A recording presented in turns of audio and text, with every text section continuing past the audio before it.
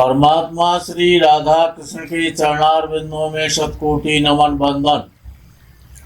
मित्रों को, जिज्ञासुओं को, धर्म प्रेमियों को, ज्योतिष विज्ञान प्रेमियों को हर हर महादेव, बम बम भोले, नमः शिवाय।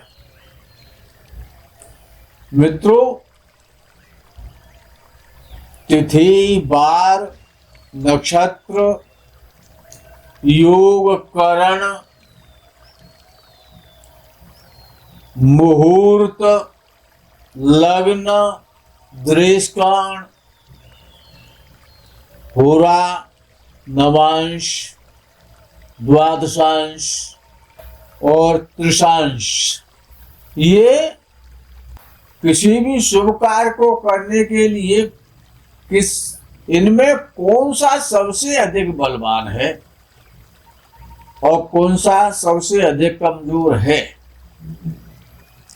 किसी भी मुहूर्त करने के लिए, किसी भी शुभ कार्य को करने के लिए, तो पाराशर जी ने कहा है कि तिथि रेग गुणा वारु दुगुण त्रिगुणं च भम योगश्चतुर्गुण पंचगुणम तिथ्यर्ध संज्ञकम ततो मुहूर्तो बलवांस ततो लग्नम बलाधिकम ततो ते बलिनी होरा दृष्काणौ ते बली ततः ततो नवांशो बलवान द्वादशांशो बली ततः त्रिंशांशो बलवान तस्माद् वीक्षते तद भला बलम।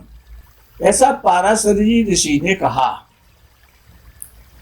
कि तिथि में एक गुणा बल होता है तो वार में 2 गुणा बल होता है, नक्षत्र में 3 गुणा बल होता है तो योग में 4 गुणा बल होता है, करण में 5 गुना बल होता है और करण से अधिक मुहूर्त बली होता है और मुहूर्त से अधिक बली लग्न होता है, लगन से दृष्काण अधिक बली होता है, दृष्काण से होरा अधिक बली होता है और होरा से नवांश अधिक बली होता है और नवांश से भी द्वादशांश अधिक बली होता है। तो किसी भी शुभ कार्य करने के लिए सर्वाधिक जो बली होता है वो त्रिशांश होता है। एक त्रिशांश 1 मिनट का होता है, यानी 1 अंश का होता है, 1 अंश का, और होरा 15 अंश का होता है, दृष्काण 10 अंश का होता है और नवांश 3 अंश और 20 मिनट का होता है, द्वादशांश 2.5 अंश का होता है। तो नवांश बहुत बली होता है और नवांश से भी अधिक बली त्रिशांश होता है। कोई भी लगन अच्छा ना हो, मुहूर्त अच्छा ना हो, तिथि अच्छी ना हो, वार अच्छा ना हो, राशि अच्छी ना हो, यदि नवांश अच्छा है, नवांश में बहुत अधिक बल होता है, तो नवांश को अवश्य देख लेना चाहिए किसी भी कार्य करने के लिए। अब विषय आता है कि वो बड़े भाग्यशाली होते हैं इस संसार में, मनुष्य रूप में, स्त्री या पुरुष के रूप में बड़े भाग्यशाली होते हैं वो मनुष्य जिनका सूर्य एकादश भाव में होता है। एकादश भाव बड़ा महत्वपूर्ण भाव है जीवन का। एकादश भाव जितने भी प्रकार से दुनिया में लाभ करता है व्यक्ति, उन सबका एकमात्र भाव है एकादश भाव। जितने भी शुभ संदेश, शुभ मैसेज, शुभ समाचार मिलते हैं, उसका भाव एकादश भाव ही है। और समस्त प्रकार की इच्छाओं को पूर्ति करने वाला भाव एकादश भाव है। और व्यापार के द्वारा जितना भी लाभ होता है, उस व्यापार के लाभ का स्थान है एकादश भाव। व्यापार करने के लिए एकादश भाव और एकादश भाव के स्वामी का देखना, उसकी स्थिति परिस्थिति को समझना एकादश भाव के स्वामी को और एकादश को अत्यंत आवश्यक है। जीवन की संपूर्ण उन्नति और संपूर्ण इच्छा पूर्ति, यश और सम्मान, समस्त प्रकार का लाभ एकादश भाव और एकादश भाव में बैठे हुए ग्रह और एकादश भाव के स्वामी से ही अंकित किया जाता है। देखना चाहिए, अंकलन करना चाहिए। और वो पुरुष और स्त्री कितने भाग्यशाली होते हैं जिनके एकादश भाव में ग्रहों का राजा सूर्य व्यवस्थित होता है। क्योंकि जब सूर्य जो ग्रहों का राजा है, एक देवता है,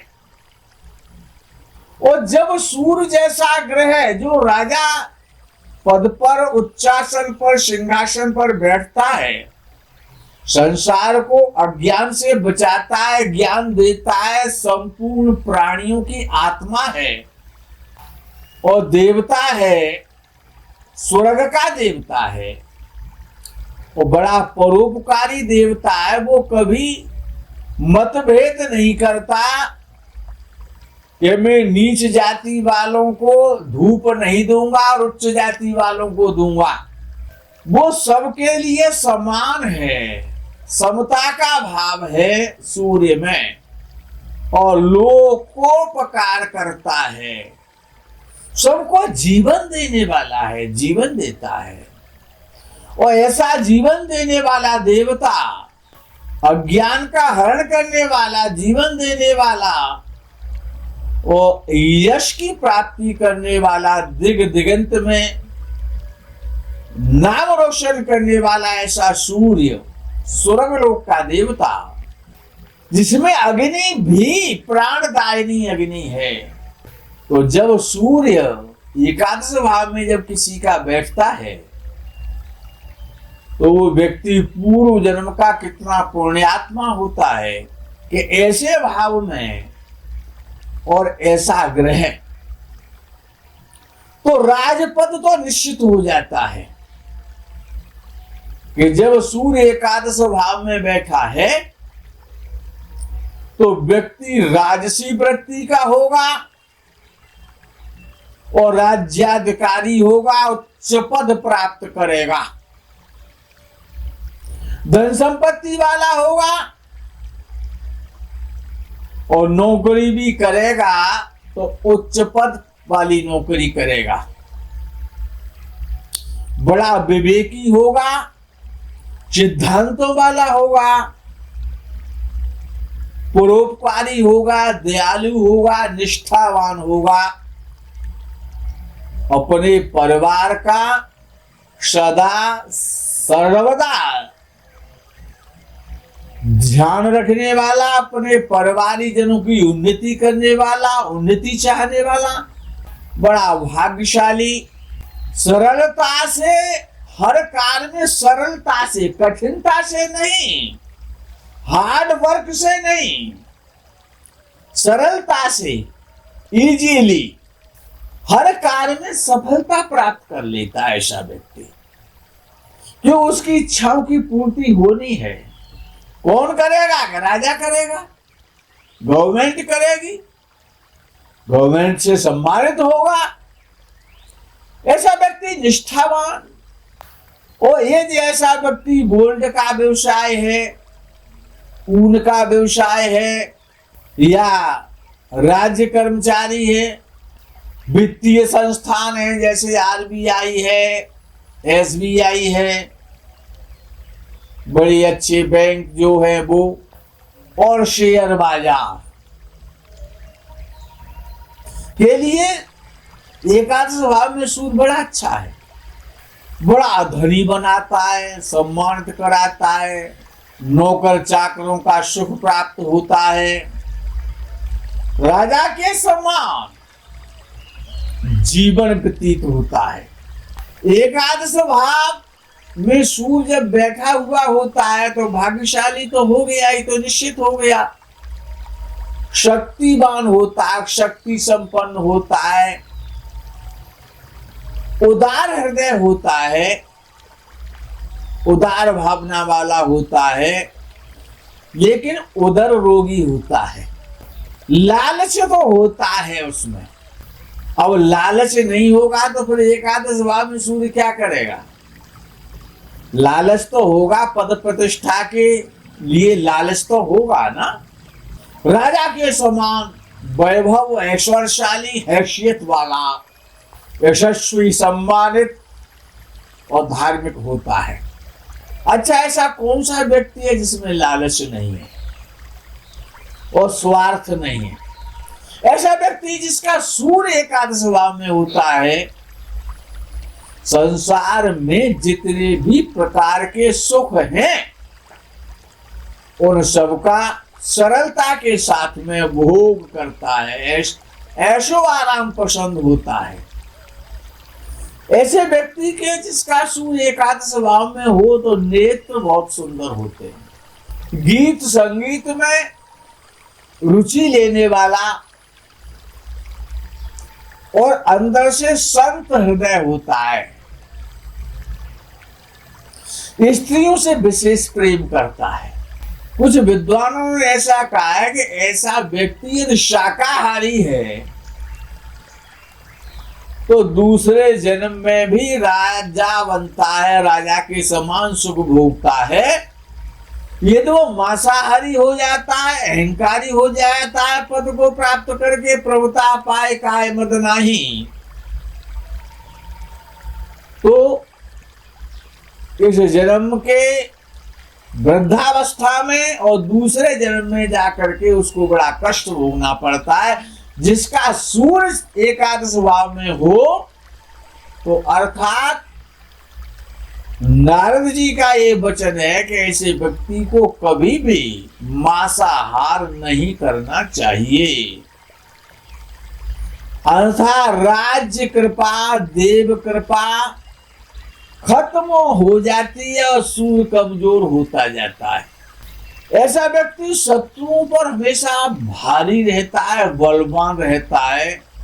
एकादश भाव में यदि सूर्य है तो व्यक्ति राज्य कृपा के द्वारा, राजाओं के द्वारा,